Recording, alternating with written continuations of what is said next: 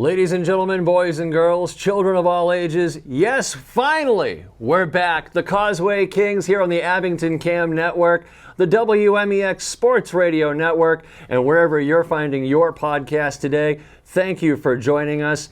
As always, your friend Ben Rabinovitz alongside with some great friends. You might recognize them. First and foremost, Mark Consiglio of Hockey Hijinks joining us here today. Mark, thank you very much for being not only the videographer usually while we're out in the field, but being our in-house goaltending coach as well. You got it, Ben. Thanks for having me. Always a pleasure. And a stranger returned formally and back again finally. It's Anthony Chigasola, the coach himself of the Militia and Vikings hockey program. Chigs, a pleasure to have you back and for the first time here on the Abington Cam Network. Yeah, thank you very much.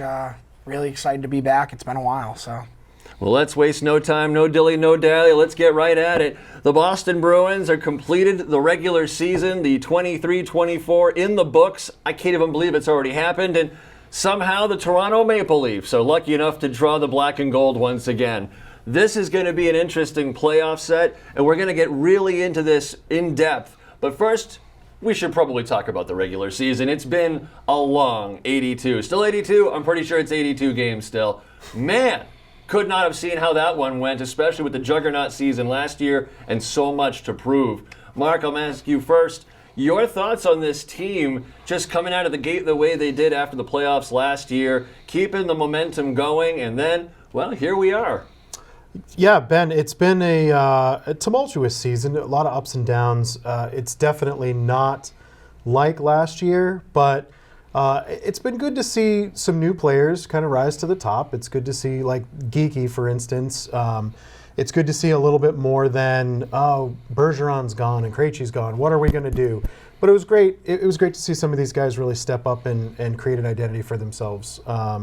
As far as the play, I mean, I can't say that I've been extremely happy with everything that they've been doing. I'm a little concerned about this Maple Leafs first round, but we'll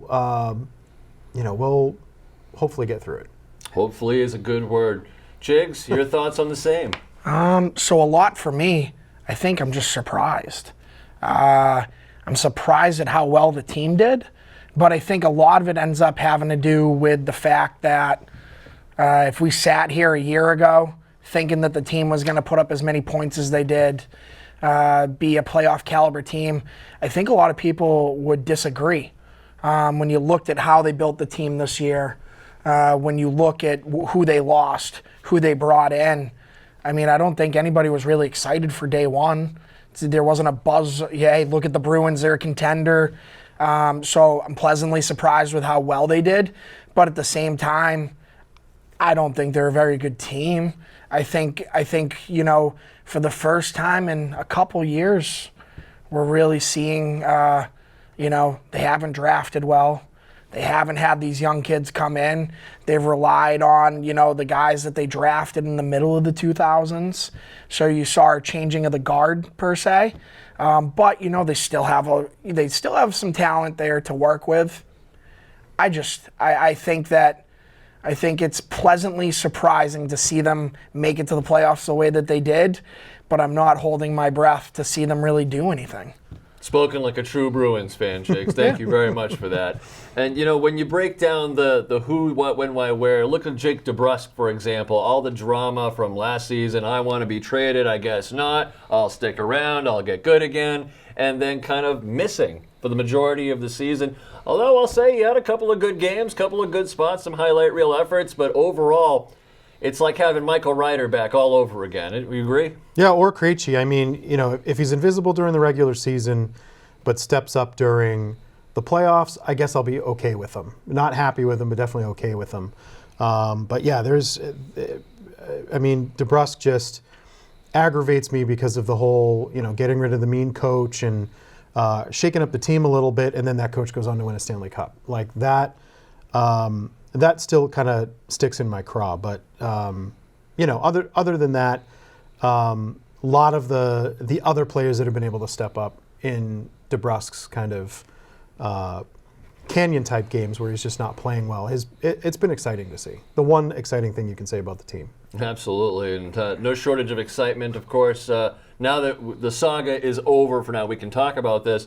They tried the experiment. It did not work out for off-ice reasons, but the Bees brought back Lucic, trying to get some of that old band music back, and boy howdy, that didn't work out. Somehow we ended up with no Luch and Pat Maroon.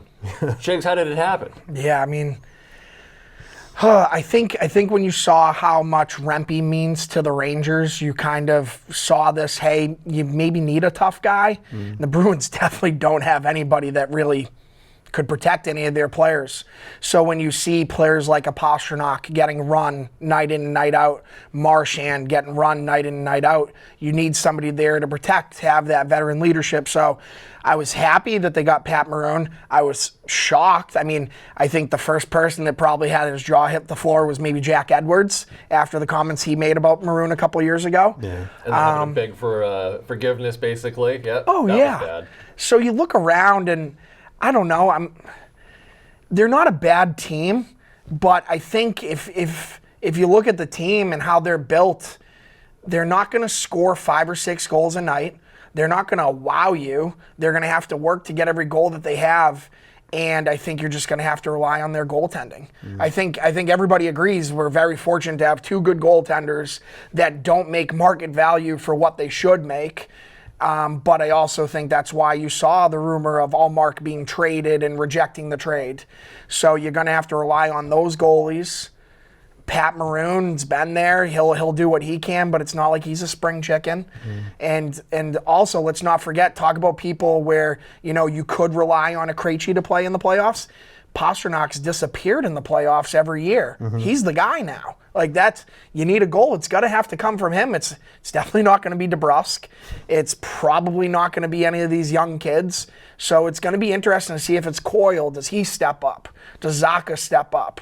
Who's going to be that guy that gets you the goal? Marchand scored tons of big goals. But, I mean, having the captaincy and everything he's gone through, that's a lot to carry on for a whole year. It sure is, and Marchand has certainly held the captain title well. He hasn't done anything to make Bruins Nation go, which is great. And as Claude Julien mentioned on the 2011 night, came into the room and specifically said, for old time's sakes, Marshy, don't do it. Yeah. There was a few more expletives in there as well, but trust me, he went in there and it made a point. So he's had a tremendous season in that regard, too, and especially being as targeted as he is normally, now being the captain on top. That was an interesting combination, and to see how he handled it, very well done, I would think. Good to see that he's been a workhorse, too. I mean, just looking at his stat line real quick, he played all 82 games, almost broke 30 goals, but 67 points. I mean, that's pretty good for that position and the role that he's playing with the team right now. But it is good to see him being one of the top 3 workhorses on the team, playing every single game, too.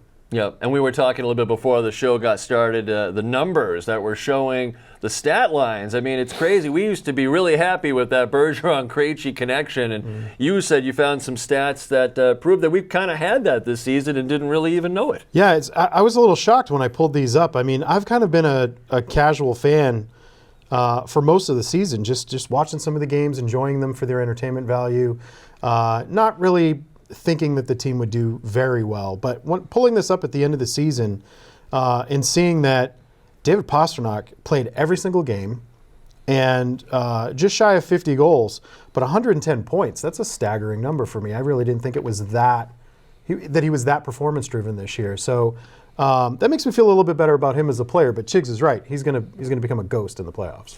Let's hope that doesn't happen. But like you said, it's going to be interesting to see who steps up. The playoffs is a whole different scenario from the regular season, and might as well just forget the stats, quite honestly. They officially mean nothing now as we get ready for Game 1, Round 1 against the Maple Leafs Saturday night at 8 o'clock, at least at the time of recording here. And I'm looking forward to that.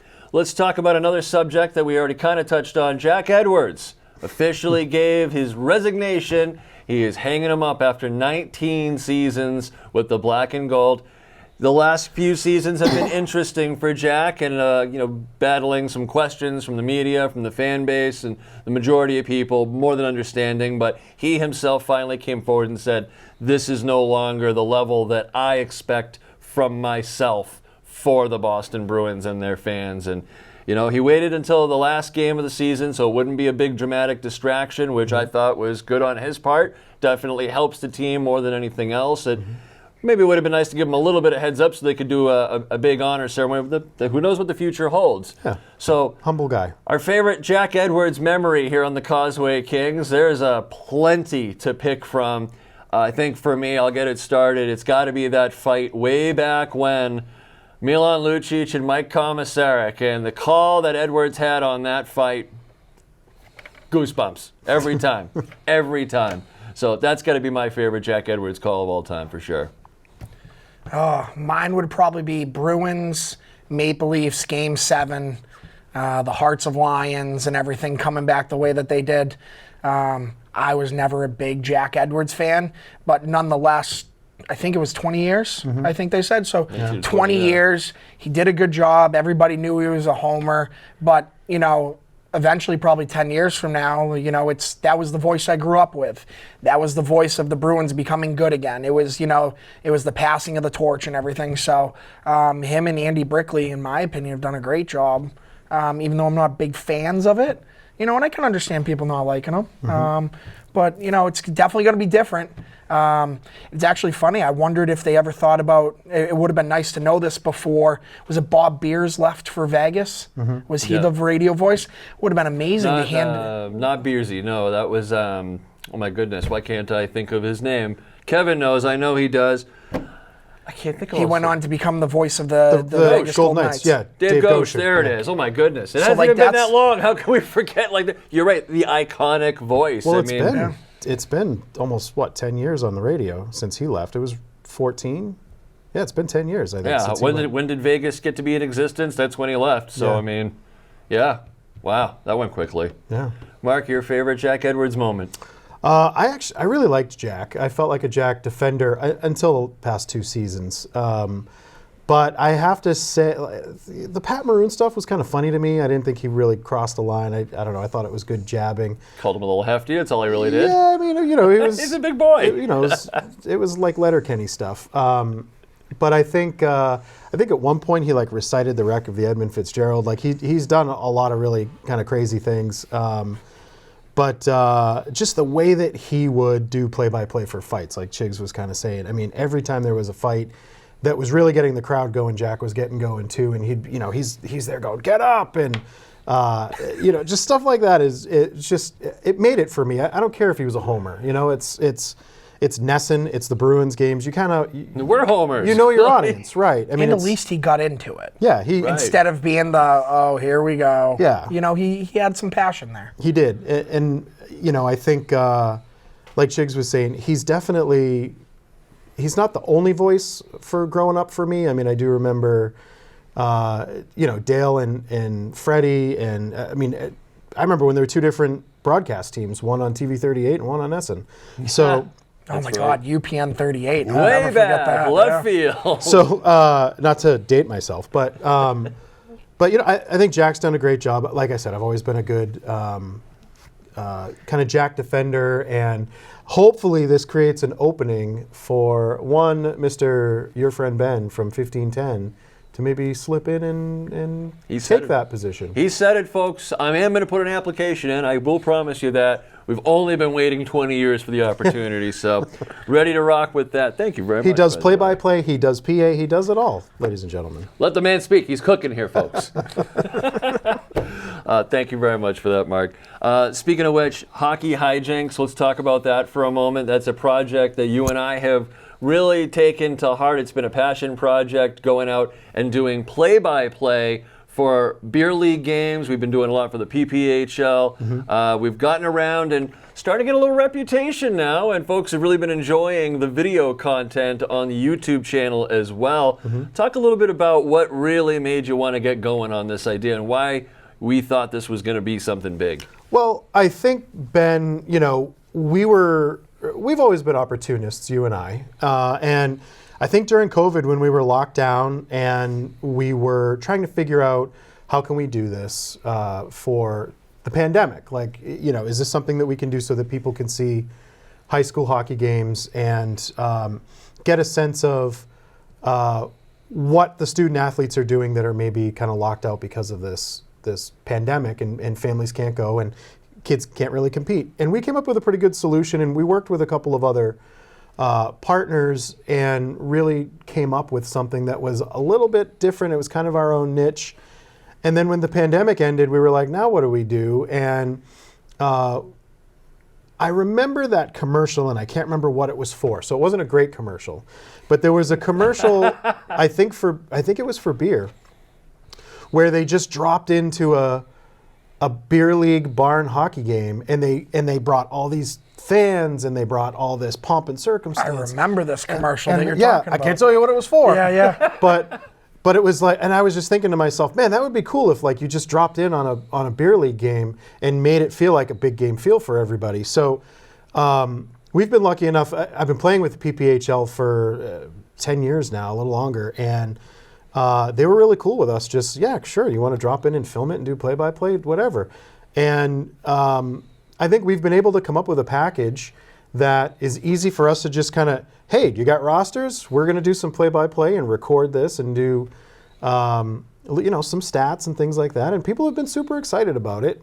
I can't say that it's the best, moneymaker or anything like that. But I think in terms of, in terms of us having fun, doing something kind of fun with the talents that we have, but also being able to make some of these, A, B, C, D league guys feel like, oh, I can share this with friends, and look at this, we've got real play-by-play, and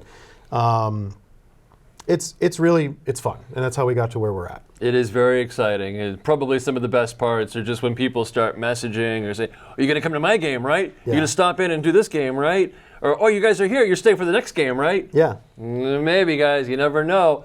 Hockey Hijinks is a wild premise, and it's been a great show. And Mark, I really appreciate you taking the helm at this, because let's be honest, technology is wild, crazy, and scary for a lot of us out here. And thankfully, the folks at Abington Cam understand that, and they make it super easy for everybody on the station and the network overall. Thumbs up. Huge shout out to Kevin and the crew out here. Thank you very much, as always. The magic doesn't happen without the magicians, kids. Just remember that, all right? Whether you're on ice or off the ice, that's just a standard. So thank you again for that. Hockey Hijinks, folks, you can look that up on YouTube. And Facebook. There it is. Thank you. Back to some hockey here. We're going to talk more about this. Let's talk about that goalie rotation. Swayman and Ullmark have been a 1-2 punch now for, is this their third season they've been doing this now? Yeah. Now, we saw at the tail end of last season, Ullmark clearly hurt his hip in that Montreal game. Same one Bergeron got himself hurt in, matter of fact. And we all saw that last pad save. He was slow to get up, and we all collectively went, oh no. He sure went in afterwards. And anyway, game 1 and 2, we saw what happened. And, well, they didn't get the rotation going in time. This playoff run, do the Bruins wait on this at all, or do they figure out who's hot, ride the hand, or do they go right with the same combo they've always gone all season long? Well, what worried me was the other day, Ullmark looked like Ullmark of last postseason. I mean, awkward, wasn't able to get over, just moving slow. To me, you start with Swayman. I think he's been the better of the two goalies this year, and that's not a knock on Ullmark. It's just it was kind of his time to shine. Kind of reminds me of when the Bruins had Rask with Thomas. You have Rask that's kind of up and coming. Thomas has been the guy there for a little bit.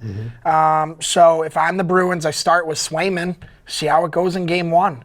I mean, they have the luxury of having two goaltenders that I think people are okay with putting both of them in the top 12. Easily. So I say you start with Swayman and just ride him, see how that goes. And if he starts to get tired, okay, go to Ullmark. I mean, the way that they're going to have to win these games is both of those goalies are going to have to stand on your head, probably save 30 to 40 shots, probably going to have to play lockdown defense, and hope you win 1-0, maybe 2-1. It's going to be tight. So definitely start with Sway, in my opinion. Yeah, I think you got to start with Swayman. Statistically, he's been the better goalie all year. He's played more games. He's got more wins. Goals against average is roughly the same for both guys, but he just looked better. I mean, to the eye test, Swayman's the better goalie.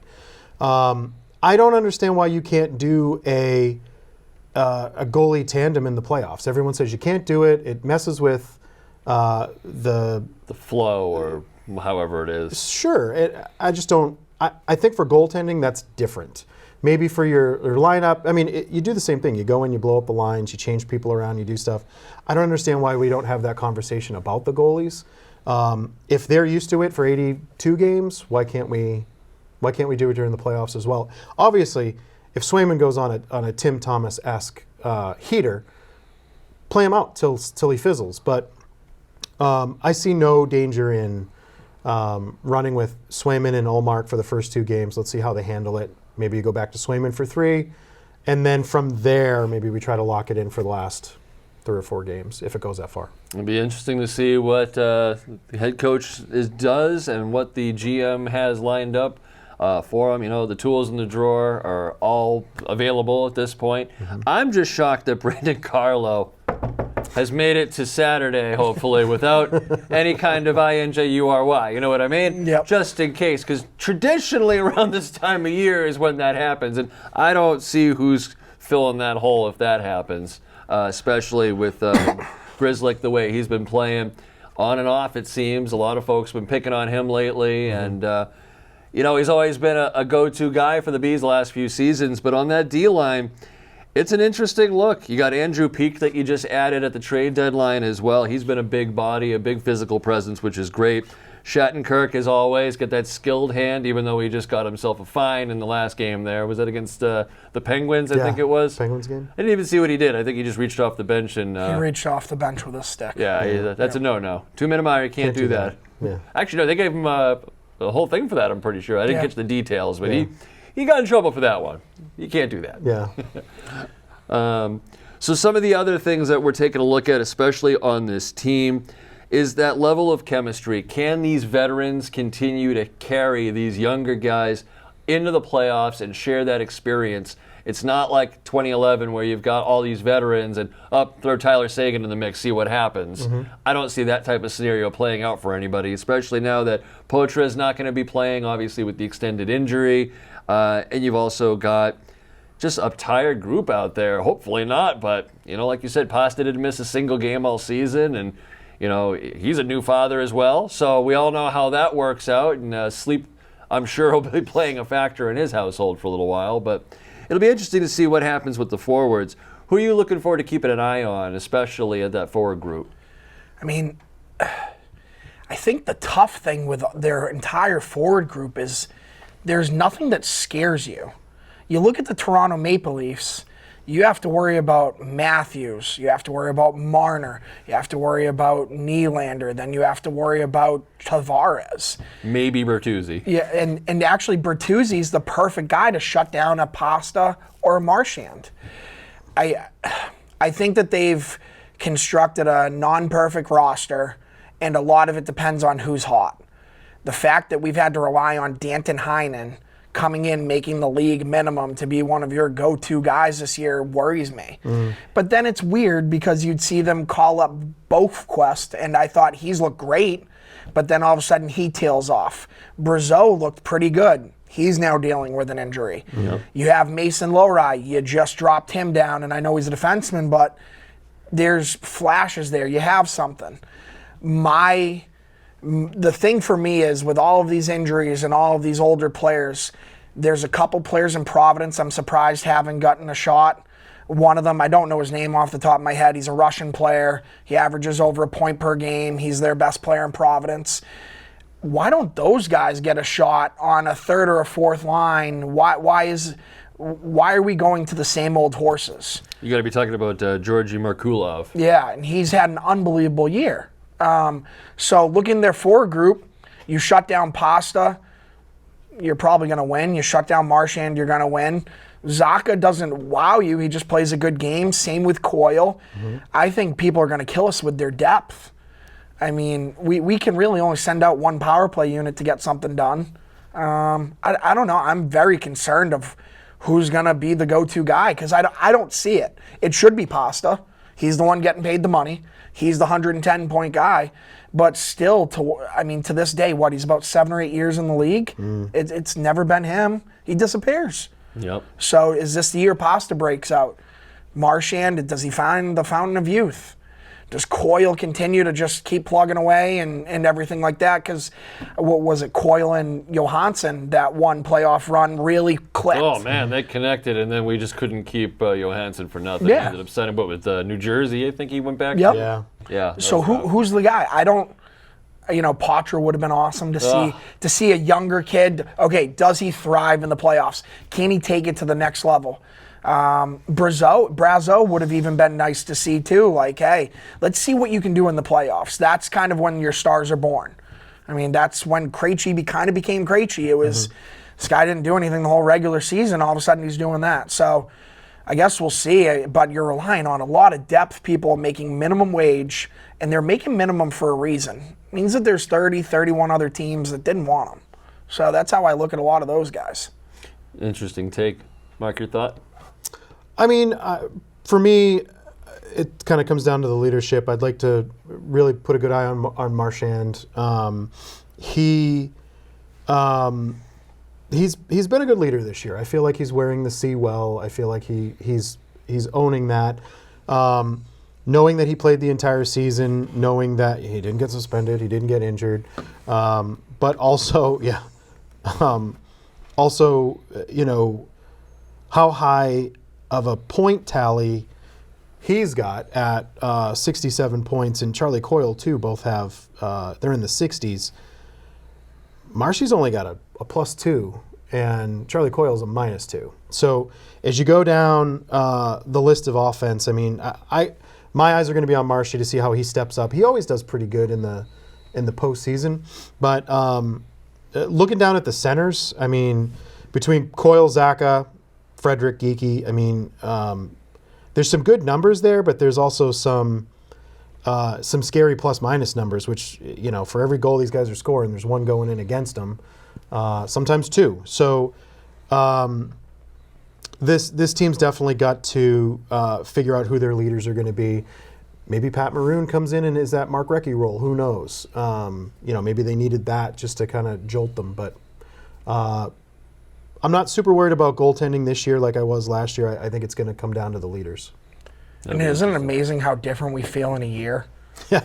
I mean, a year ago, this is the greatest team ever assembled. The juggernaut. Unstoppable. Unstoppable. Yep. All this, they're going to score a million, and look at what happened. And now we're going into the playoffs, and at least we probably get to watch them at least 4 more games. Yeah. I mean, I feel like that's the thought across the whole NHL. Yeah.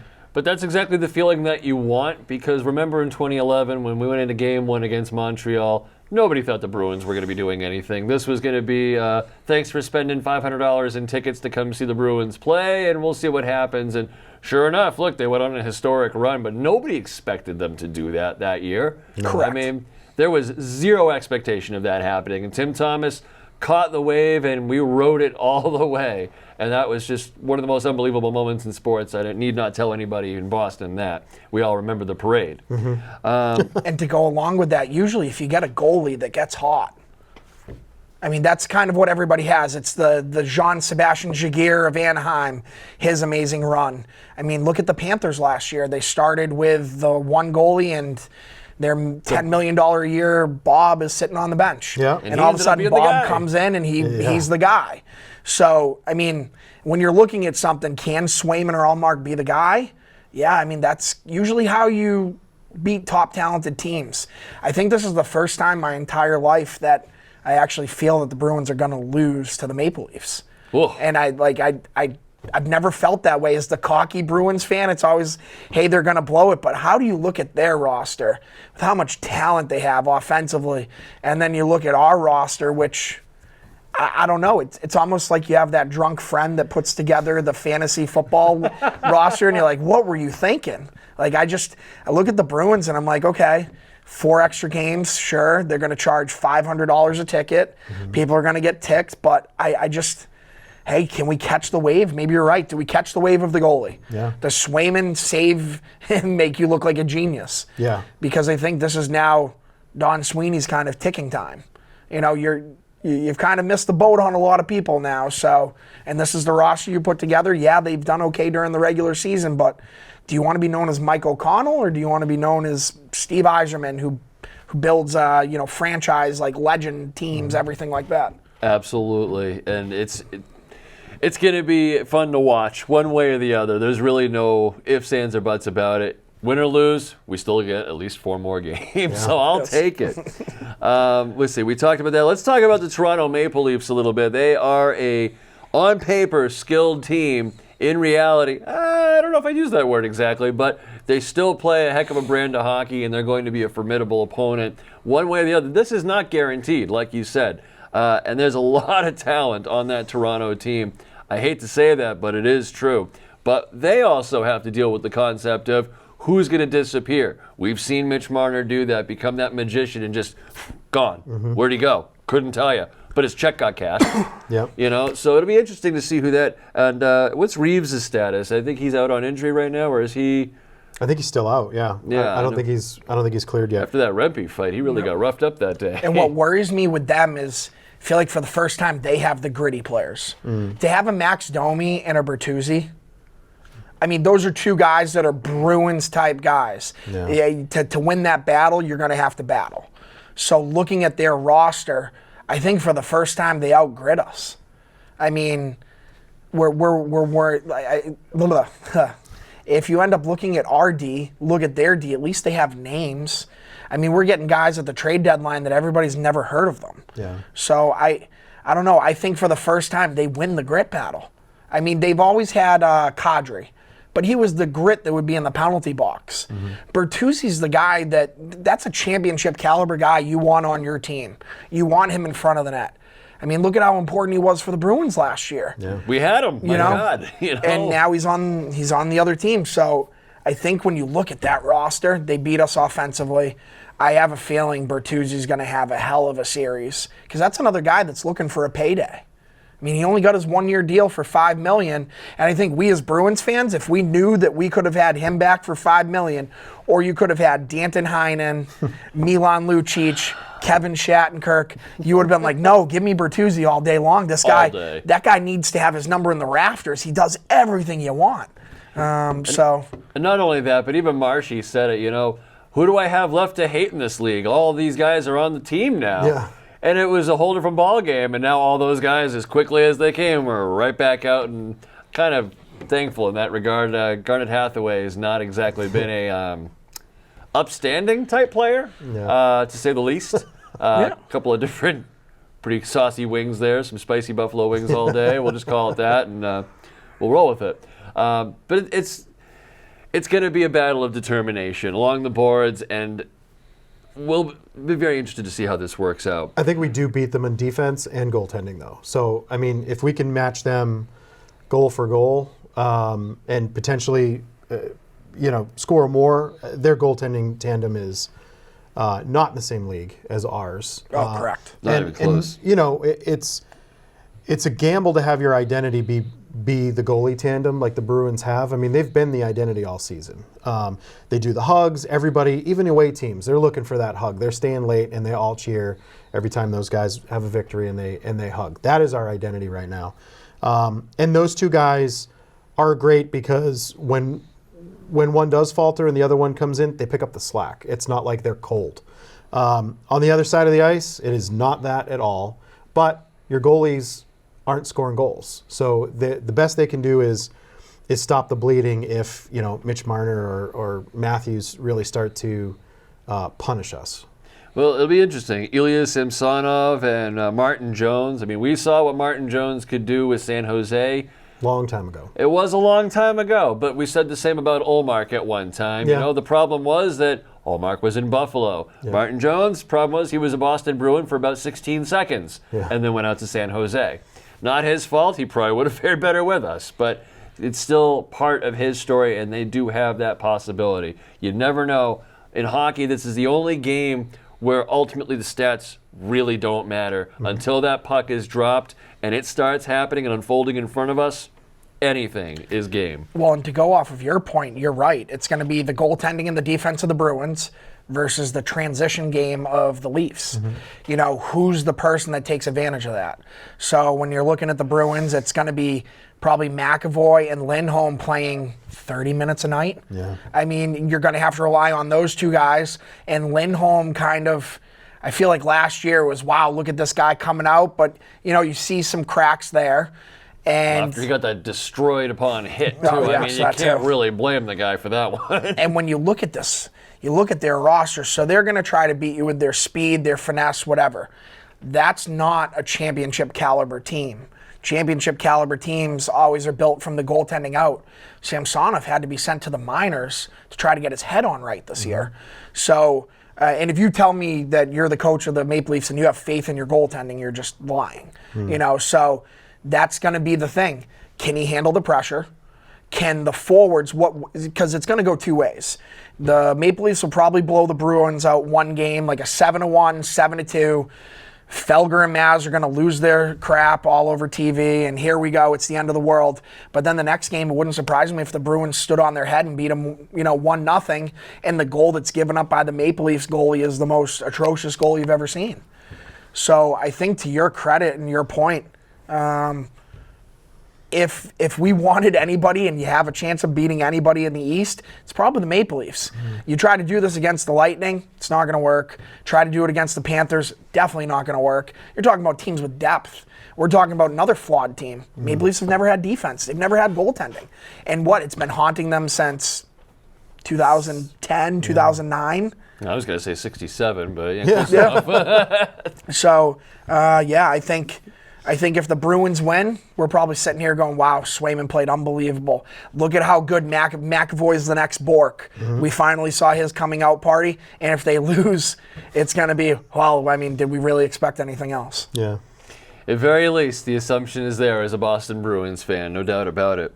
Chigs, we talked about hockey hijinks. We got to talk about the militia and Viking programs. They are doing fantastic. It's been a few years now that they've been around and educating not only the future hockey players of the league, but you taking such a hands-on approach with this, player by player, one by one, not only just the evaluation, the training, the education, and then finally the final product. Tell us a little bit about both teams, both leagues, and first of all, how you got involved and what you do to help shape these future hockey players. Yeah. So it was about 6 or 7 years ago.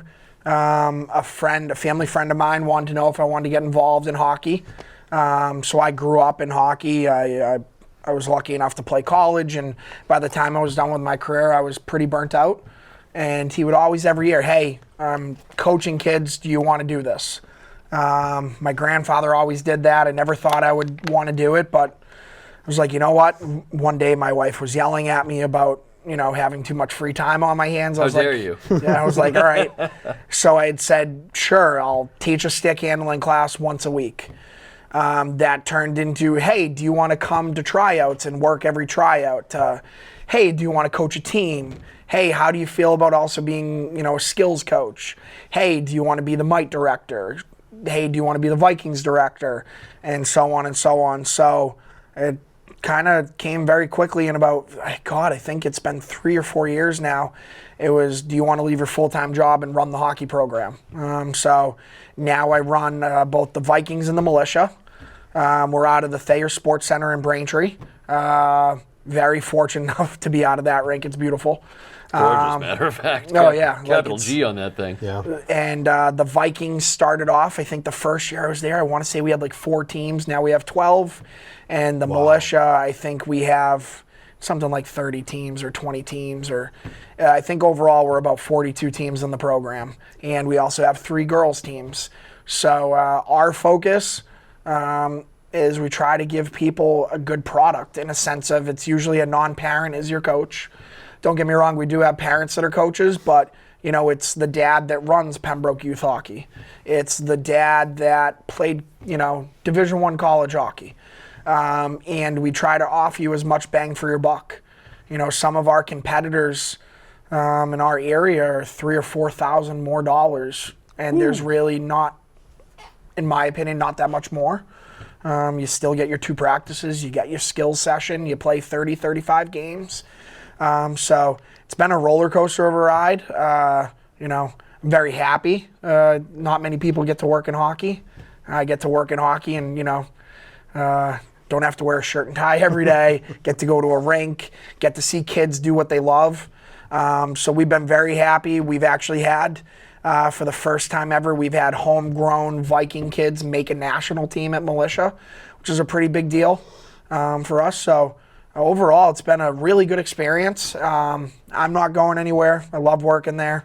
If anything, I'm now more involved in hockey, so we're pretty happy. And this is awesome. And of course, the enrollment is open to any hockey player of any age. They're always welcome to sign up for the tryouts and evaluate themselves and see where they're at. And if anyone out there in Abington in that area is listening as well, they're welcome just the same. It's not like there's any kind of geographic situation that you have to Actually, we fit into. We have 22 players from Abington that There we play in go. our program. Wow. Actually, two of them play on my team that I personally coach.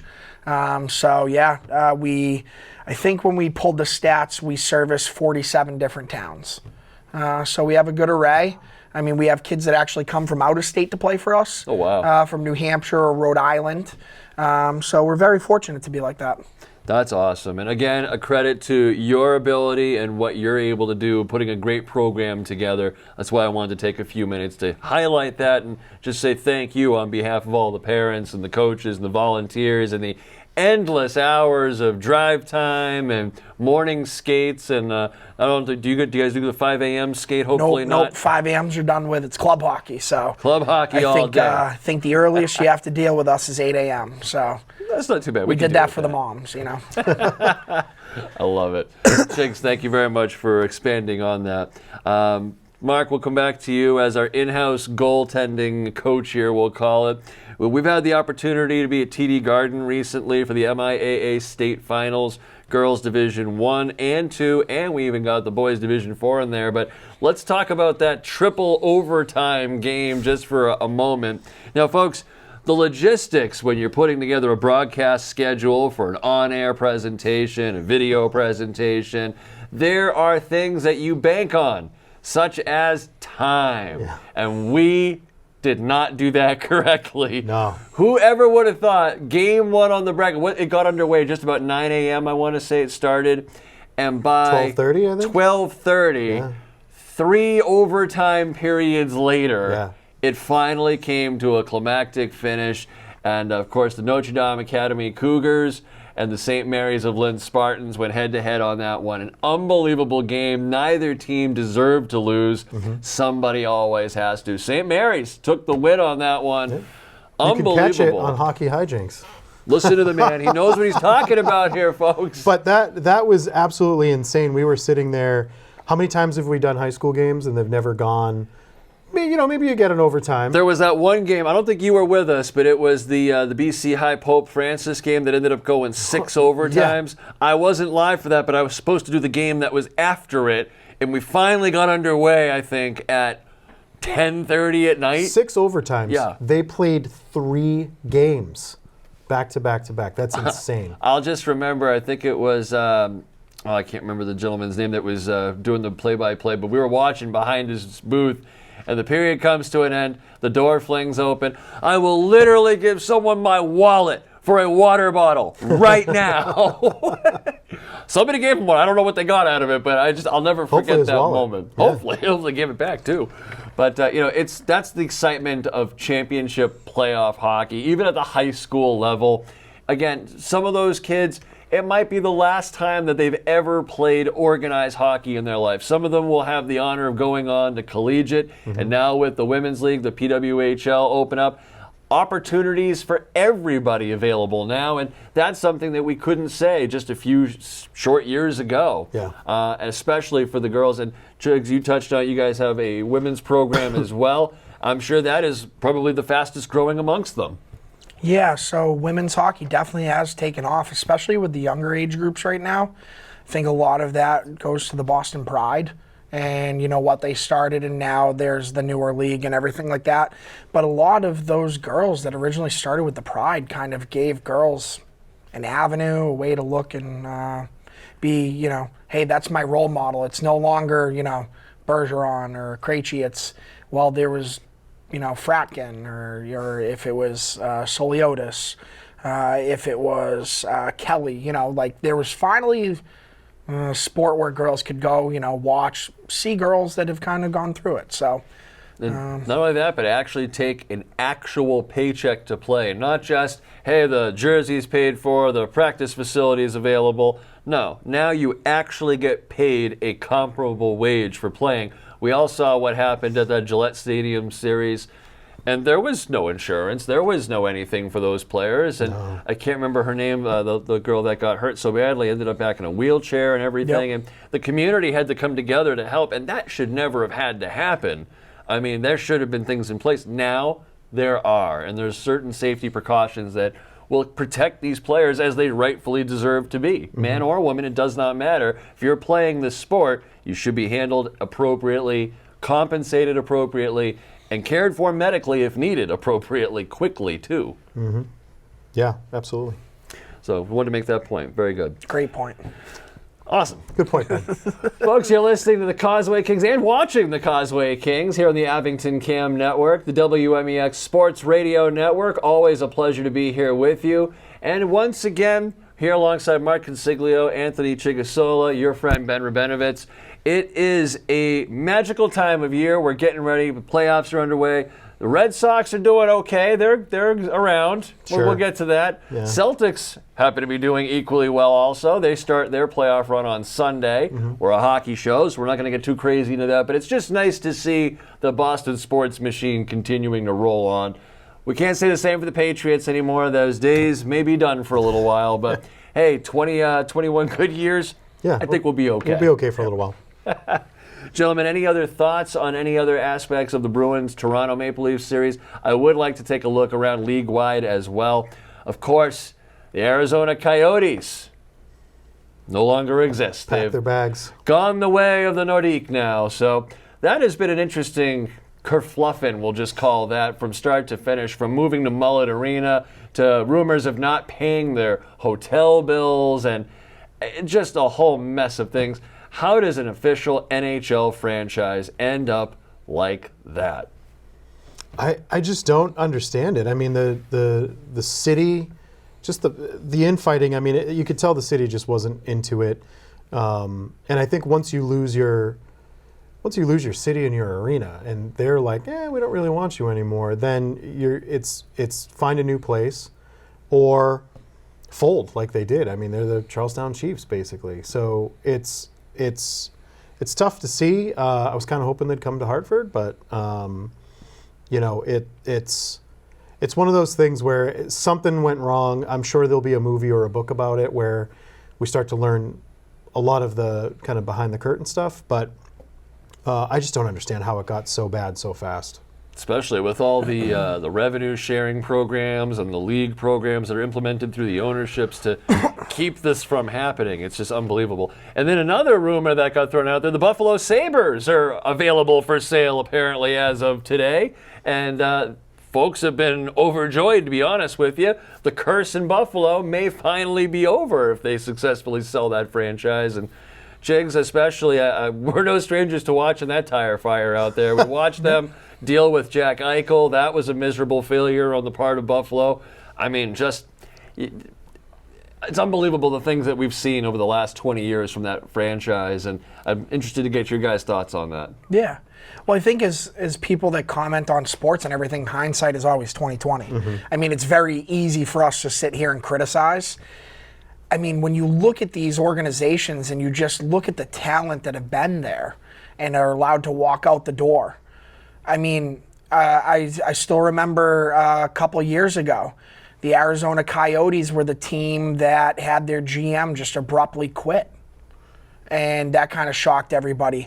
If I'm not mistaken, aren't the Arizona Coyotes also the team that drafted the player that had a bunch of issues with assaulting a woman, or was it picking on a kid? No, that was and then the he ended up being Bruins one. Well, the Bruins one was he became a Bruins problem. He was originally drafted by Arizona. That's right. It was the same kid. That's right. So when you look at all these organizations, I mean, everybody has their flaws. It's kind of like as Bruins fans, it was always, O'Connell only cares about getting to the playoffs. We're never going to have a championship team, blah, blah, blah. But the Buffalo Sabres, to lose talents like Jack Eichel, not many people remember this one. They traded away Ryan O'Reilly. They did. Ryan O'Reilly became the man for St. Louis. So I'm excited to see some change. Change always isn't the best, but I think when you're looking around, that Buffalo Sabres team has a lot of really good talent. To have a goalie like Devin Levi, I mean, a lot of people would kill to have a prospect like that. To have the defensive core that they have, pretty good. And then looking at the Coyotes, I just don't agree with them going to Salt Lake. Makes no sense. To me, I think everybody could agree with the Vegas Golden Knights. It's Vegas.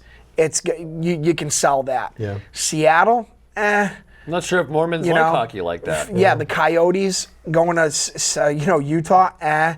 If they had gone to Connecticut, it would have been the same thing. Is there enough support there? If they had gone to Atlanta, they've already been there. If they had gone to Quebec, yes, another Canadian team, but all the businesses in the NHL don't want to go to Canada. These players don't want to live in Canada.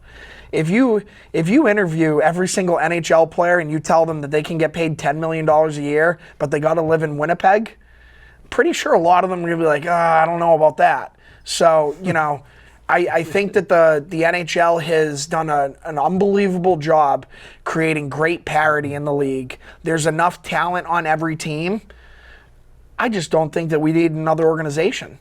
I'm okay with taking a step back. Hey, we're going to dissolve the Phoenix Coyotes.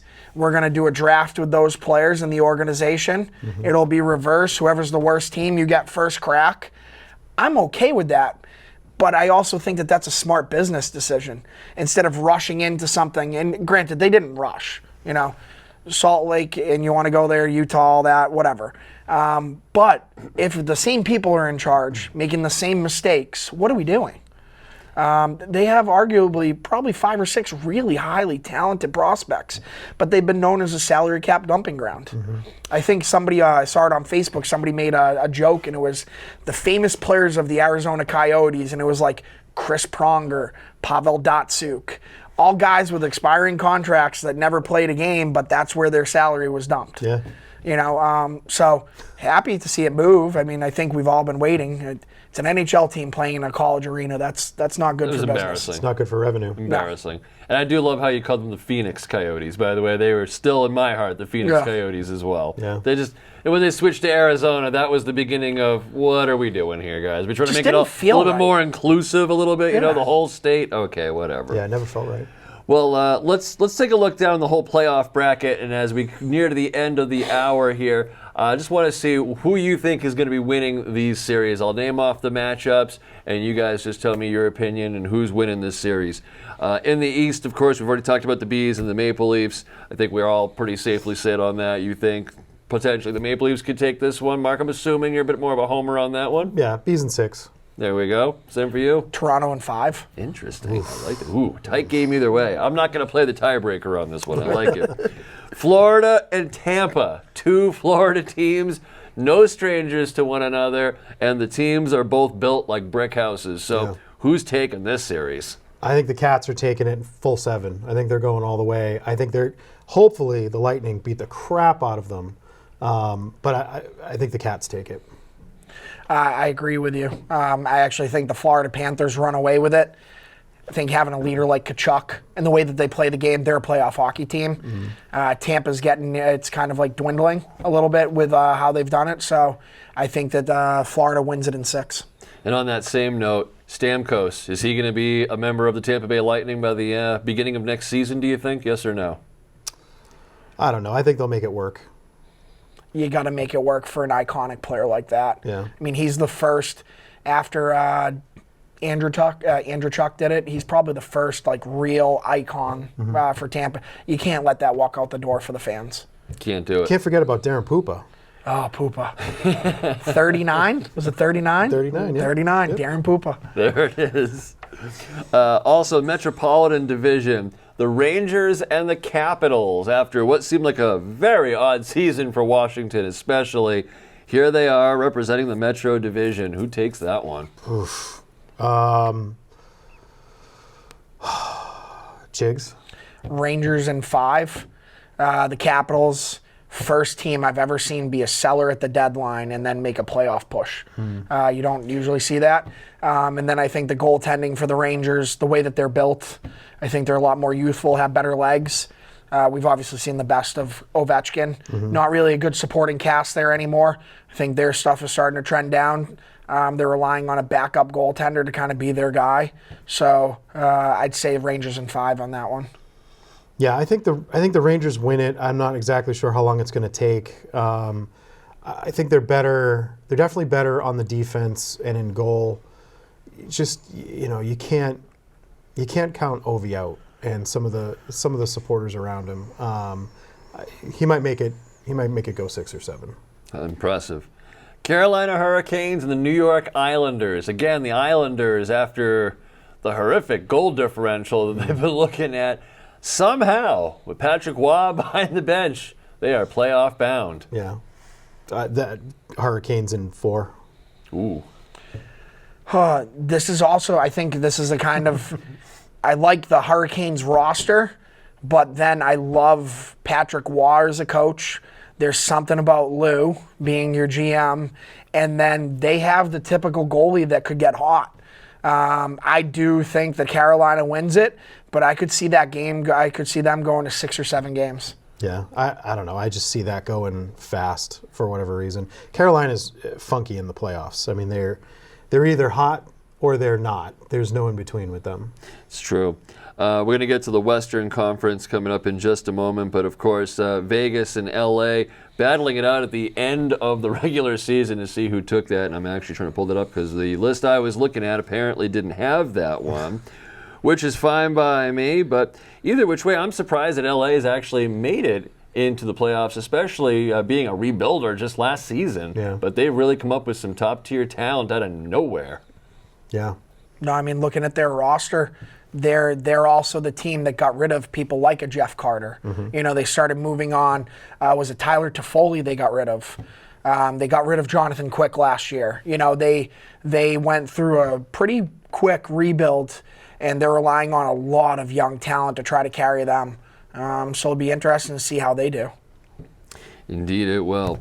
Of course, the Edmonton Oilers, we got to talk about them as well. Connor McDavid coming up with an injury and not exactly playing his best. Though he's had well over 100 points this season. He clicked that, I think, in the last quarter of it, beginning, so his final number is unbelievable.